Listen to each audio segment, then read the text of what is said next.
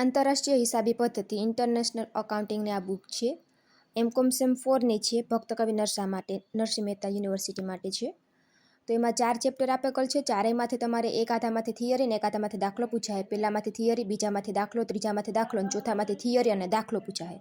તો chapter number 4 છે theory અને દાખલો બેય પૂછાય. આમાંથી તમારે એક્ઝામમાં ક્વેશ્ચન નંબર 3 હશે. આ તો થિયરી મોસ્ટ આઈએમપી છે. આ વિડીયોમાં છે, તમે જોઈ લેજો. તો એમાં શું છે, પહેલું છે વિદેશી ચલણ બજાર, વિદેશી હુંડિયામણ દર તેમજ ફેમાં સંબંધિત ખાસ વિશેષ પારિભાષિક શબ્દો છે. ફેમાં સંબંધિત ખાસ વિશેષ પારિભાષિક શબ્દો તેમાં જો અલગ અલગ આપેલ છે એની વ્યાખ્યા પણ આપેલ છે. ક્યારેક તમને સ્પેસિફિક કહી દે કે આ 5 છે, 5ની સમજૂતી આપો, ને ક્યારેક તમને એમને એમ ડિટેલમાં સમજાવવાનું કહે. તો તમારા મનપસંદ ગમે એ છે આ મુદ્દા, એમાંથી તમે ગમે એ સમજાવી શકો.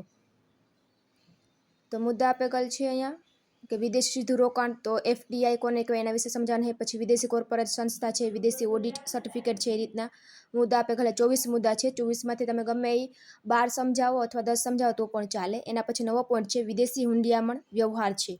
તો તેના વિશે ટૂંક નોંધ લખો એમ પણ કહી દે. તો તેના વિશે જો આ પેરેગ્રાફમાં માહિતી આપેલી છે કોને કહેવાય, તો એ જોઈ લેજો. ઉદાહરણ ખાલી એકાદા બે જ છે, પણ થિયરી વધારે, તે થિયરી જોઈ લેજો જરાક. વિદેશી હુંડિયામણ દ્વારા માહિતીની ઉપલબ્ધતા છે. તો આ પણ બાય ચાન્સ પૂછી શકે કે કઈ રીતે માહિતી ઉપલબ્ધ થઈ. 3 રીતે માહિતી ઉપલબ્ધ થઈ: રૂપાંતર દ્વારા, પછી વ્યવહાર દ્વારા અને આર્થિક માહિતીની ઉપલબ્ધતા. એ રીતના પોઈન્ટ છે. તેમાં જો પેરેગ્રાફમાં લખેલું છે, તમે જોઈ લેજો પોઈન્ટમાં. ને ઉદાહરણ હે ને 5-6 ઉદાહરણ બે હે. ઉદાહરણ મોસ્ટ આઈએમપી છે ને એક દાખલો હશે, તો એ તમે જોઈ લેજો. એને રિલેટેડ દાખલો પૂછાય છે. કારક બે પૂછેલી કે 7 માર્કનો થિયરી અને 8 માર્કનો દાખલો, તો તમારે બે લખવું પડે. તો થિયરી બસ આ રીતના થિયરી છે. વિદેશી હુંડિયામણ દર વધઘટ છે, એટલું કંઈ ખાસ નથી, પણ આ પણ એ રીતના છે. એના વિશે માહિતી આપો, તમારું જોઈ લેજો.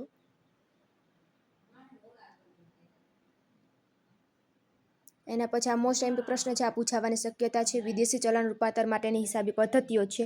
4 હિસાબી પદ્ધતિ છે: ચાલુ દરની, ચાલુ દર, બિન ચાલુ દર, નાણાકીય, બિન નાણાકીય. એ રીતના છે. તો પેલું ચાલુ દરની રીત છે, તો એ ડિટેલમાં સમજાવેલ છે.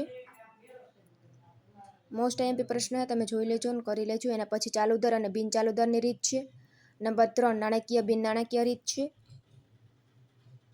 થોડું કોઈ જોશો એટલે આવડી જશે, ઇઝી છે. ને નંબર 4 છેલ્લું કામ ચલાવ અથવા તો હંગામી રીત છે. આ પ્રશ્ન પૂછાયેલું છે ગયા એક્ઝામમાં ઘણી વખત. પેપર સોલ્યુશન તમે કહેતા ને કરાવો, તો આ એ પૂછાયેલ પ્રશ્ન જ છે. મોસ્ટ ઓફ જે બધા પ્રશ્ન કરાવ્યા ને વિડીયા ઘણા બધા મૂકેલા છે. આના દાખલાના પણ વિડીયા મૂકેલ છે. થિયરીના વિડીયો છે, તે તમે જોઈ લેજો. ને આ બાય ચાન્સ આ પૂછે તો પૂછી શકે. એકાદી વખત પૂછાઈ ગયેલ છે એક્ઝામ માટે. મેં આ લખ્યું તમને ઇઝી પડે તો. ભારતીય હિસાબે ધોરણ 11 છે એ, કે એમાં શું આવે હિસ્સેદી, તો એમાં જો પેરેગ્રાફમાં લખેલું છે. તો બધાને એક્ઝામ માટે all the best, best of luck. કંઈ પ્રશ્ન હોય તો કમેન્ટ કરજો. બાકી બસ આ વિડીયોમાં તો આટલું જ છે. અને જે પ્રશ્ન કોલું જોઈએ વિડીયોને કમેન્ટ કરજો.